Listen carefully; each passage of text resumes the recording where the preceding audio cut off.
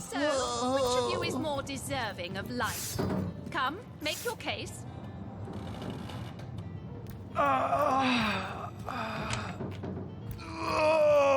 Excuse me? This is a private sick room. Who in the name of the Seven do you think you are barging in here? Out, I say, right this instant.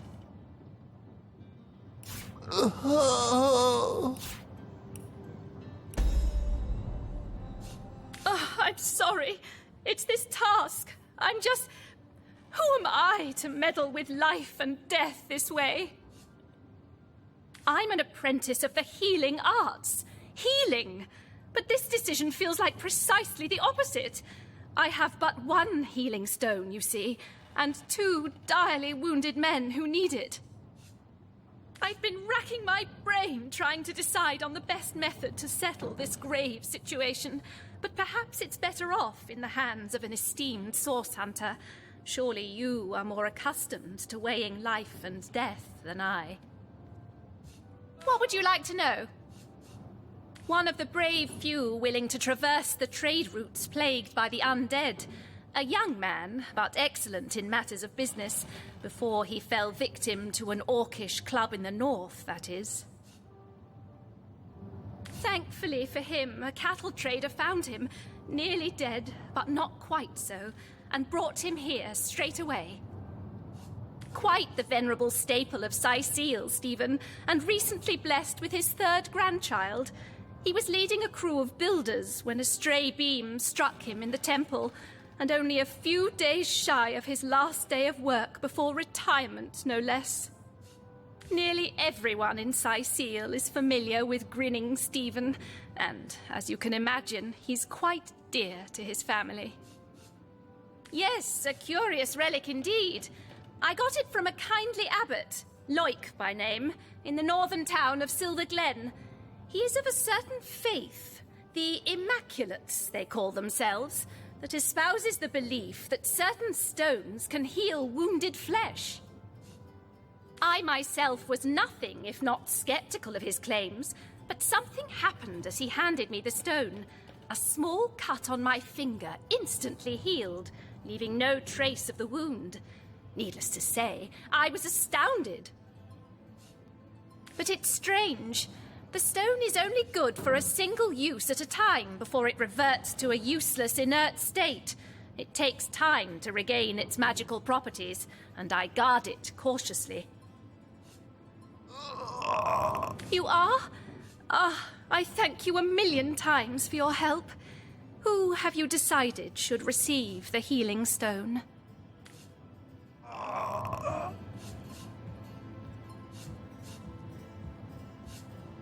Stephen should receive the stone. We know full well the difficulty of growing up without a family. Yes, let's return a healthy Stephen to his family as soon as possible. Stephen, it is? Yes, I'll deliver the stone. I'm glad we'll get to save one man, but my heart breaks for the other. Thank the Seven. This is highly abnormal. Thank you. What is this? This lightning?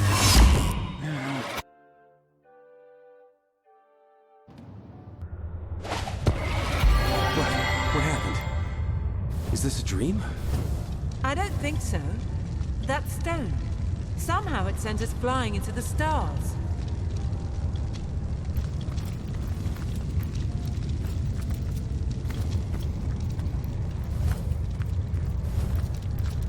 Terrible, terrible, terrible! It will consume us all! By the quill that lasts a billion words, what's this? 2 Rivalonians here? At the end of space and time? How very, very, very curious!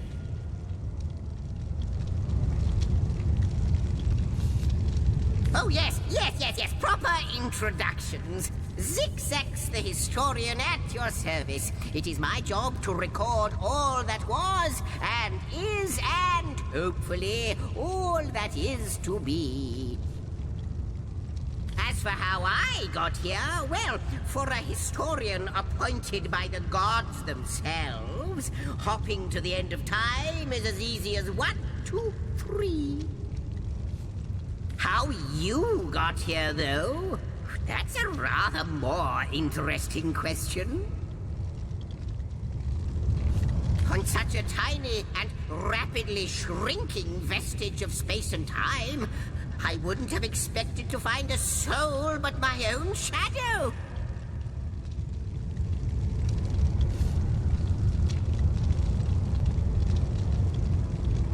At last a question I can answer most definitively. I mentioned already that this place is the end of time. If that didn't send your heart into your stomach and your pulse a-flutter, it should have. Time ought naturally to have no end at all. Indeed, I can think of no worse nightmare for a chronicler such as myself. But something totally, utterly terrible has happened. Show, don't tell, I always say. So go, peer through yonder looking lens and feast your soon-to-be terrified eyes on the darkness that is approaching. I think that imp may be quite mad. Then we had better appease him and have a look through the looking lens.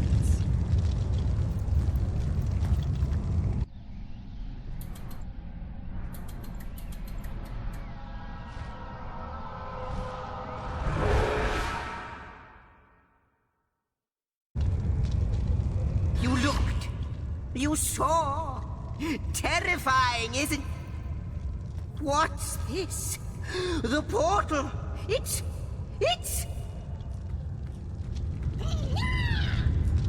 The portal has become active.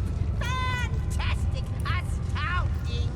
Onward we should go. The portal. It's quite sprung to life, just like the long, dormant flames that decorate this observatory. After all my waiting and hoping, could it be? You, dear stranger, you must be the key. Something about your presence here is causing the end of time to grow. The true end itself to move further away. Those torches, a light! This portal active once more! It cannot be coincidence. Goodness me, how right you are. There's so much to take in, I'd nearly forgotten. And what you saw has been haunting my mind since I first discovered it. It is the void itself. The dragon that is devouring creation. When I speak of the end of time, this is exactly what I mean. I can't say for sure where it came from, how or why, but I do know this. It's shrinking our future by the second. And if we don't stop it, it will devour the past and present as well. It's not that I believe, it's that I have seen. Long have I been waiting here, hoping that one day this very portal would ignite. Then, no longer than a few mere moments after you arrive, zap it goes. The chronicler of time knows a pattern when he sees one. Though I cannot say for certain, if it is what I believe, then our prayers might well be answered. In fact, every last question that ever plagued your noggin might well be answered, for I believe what lies beyond this portal is nothing other than... But why spoil the mystery? As soon as we leap through, we'll find out for certain. After you, after you. Oh, what wonders we may find on the other side. You first, you first. Yes, just as I hoped. There she is. There it is. Come, come, don't delay. And he's off. It seems the imp has spotted exactly who and what he'd hoped to find here.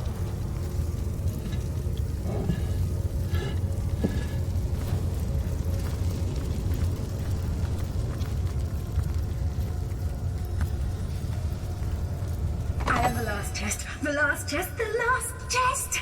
If you believe yourself worthy of rifling through my ample treasures, I do dare you to prove it.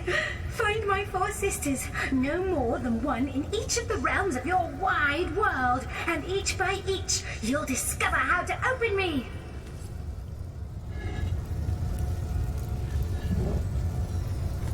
Could it be, milady? The weaver of time? Mother of history? Author of all that has ever been? Indeed, Sir Imp. As surely as you are he who chronicles all that I weave. Astounding! Unbelievable! I have so many questions for you, so much to ask, so much to say. You have brought guests, I see. Strange. Very strange guests. My reaction exactly, milady. It was their arrival here at the end of time that instigated my finding you. But why? Surely you must know. This is a question better put to our guests themselves. Tell us, how did you arrive upon this plane? If any other being in Rivellon asked me about the details of their comings and goings, I could describe them down to the minutest of details. But you are different. Of you, I see nothing. I know nothing. So please, do tell me, how did you arrive here?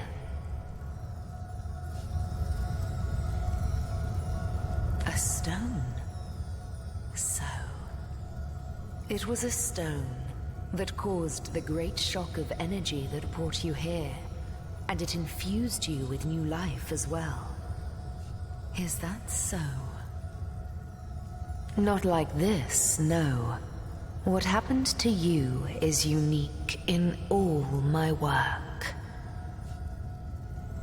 Never had I experienced something so contrary to my nature.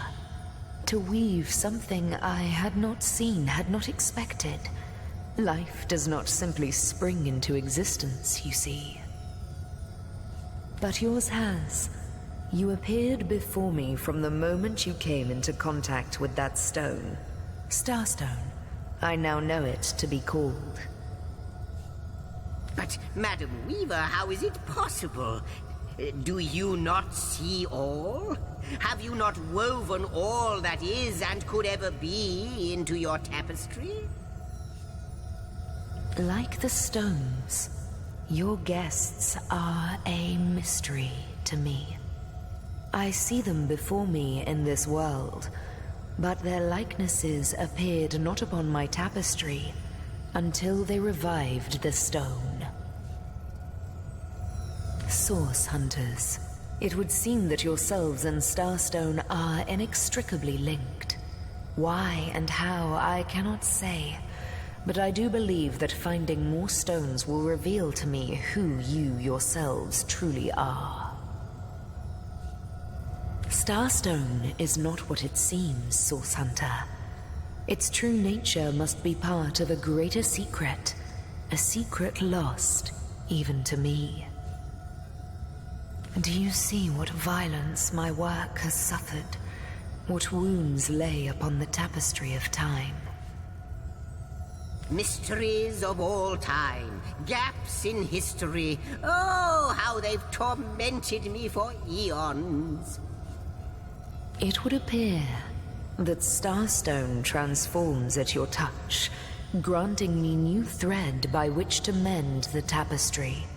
Thus, it restores time itself. I see. What the void would shrink, Starstone restores. Yes. Though I cannot explain why this Starstone is the antidote to the void's ravishment of our realm. If we do not restore time, if we do not discover the true nature of these stones, the void will consume us all.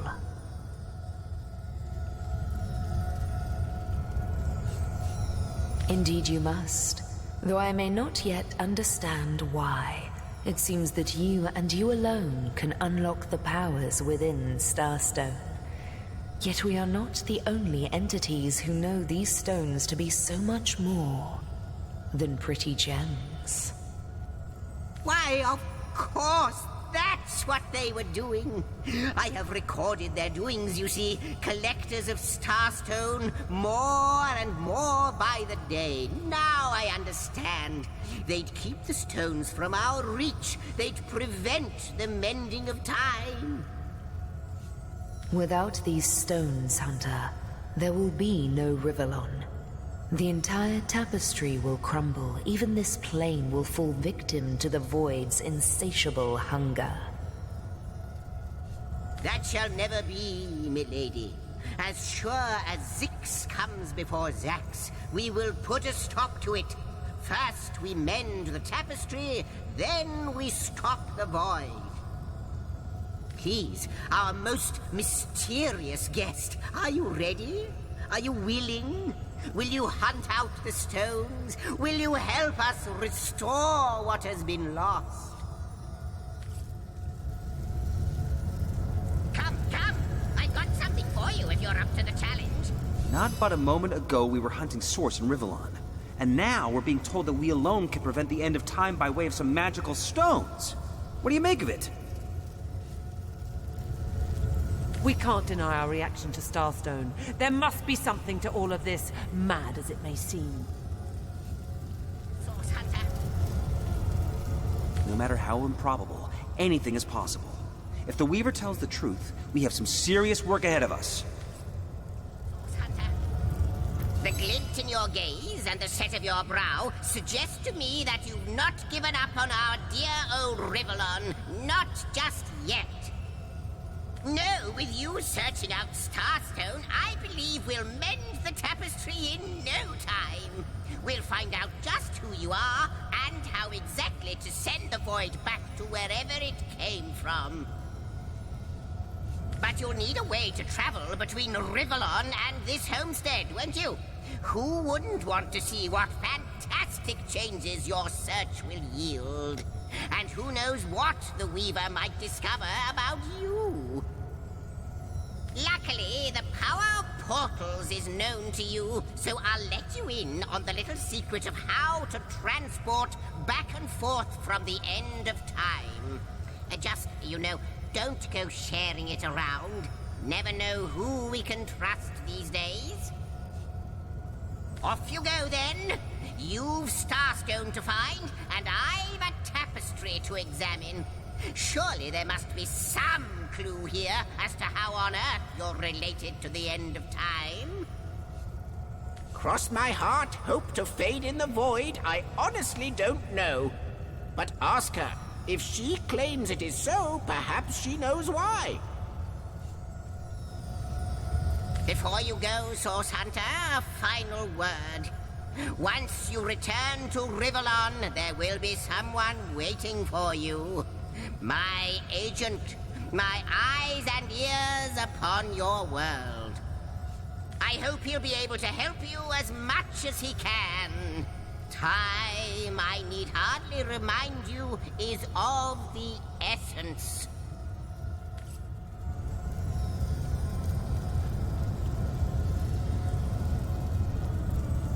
A question has me stumped, milady. Why are there two of us? Two beings that record all of history parallel to one another. That is a good question.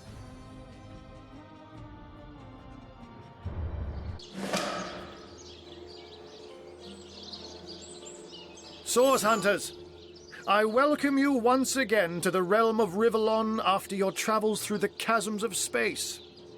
Nice to have found a shelter, wouldn't you agree? Where you can come to no harm. I know the imp historian has told you about his agent on Rivellon, and that agent is I. So now that you know of the alliance between me and Sir Zix-Zax, let us turn to the business at hand. Starstone. And I'll be delighted to give it. Dark webs are being woven around these parts, and it is my firm belief starstones are the flies the sorcerer spiders are trying to catch. It can therefore hardly be a coincidence that Councillor Jake was a collector of the stones we seek. His foul murder and the plight of dying time must somehow be interconnected. That means the task you have been given remains crucial. Find the assassin that did away with Jake, for you're bound to stumble upon Starstone along the way. While you were being lectured by our friend the historian and the grande dame of time, I snuck into his house and had a look around. The advantage of being a cat, you know. You go where you please with impunity. And sometimes the lady of the house even rewards you with a slice of fresh herring. That's where I saw them in a cabinet. Mere slivers, but specks of starstones nonetheless. They lay there, silent and innocent, though bloody murder may have been committed in their name. Don't we all long for a sanctuary where our worldly troubles can be held at bay? A bed or a basket so snug it becomes, in a word, safety. But perhaps I speak only for myself, not for veterans such as yourselves that by necessity call any patch of ground they rest upon home. Like any cat worth its salt, though, I deeply cherish a secret refuge unbeknownst to anyone. To be able to repose without a care is such a precious circumstance, saved all too seldomly. Let me phrase it like Zigzags might. A universe without time is like a pen without ink. A pointless instrument stripped of the potential of creation. It is void. It is death. It is nothing. I'll not pretend to have all the answers, or that I understand all that is happening here and out there among the stars, but I do know I'd rather err on the side of caution.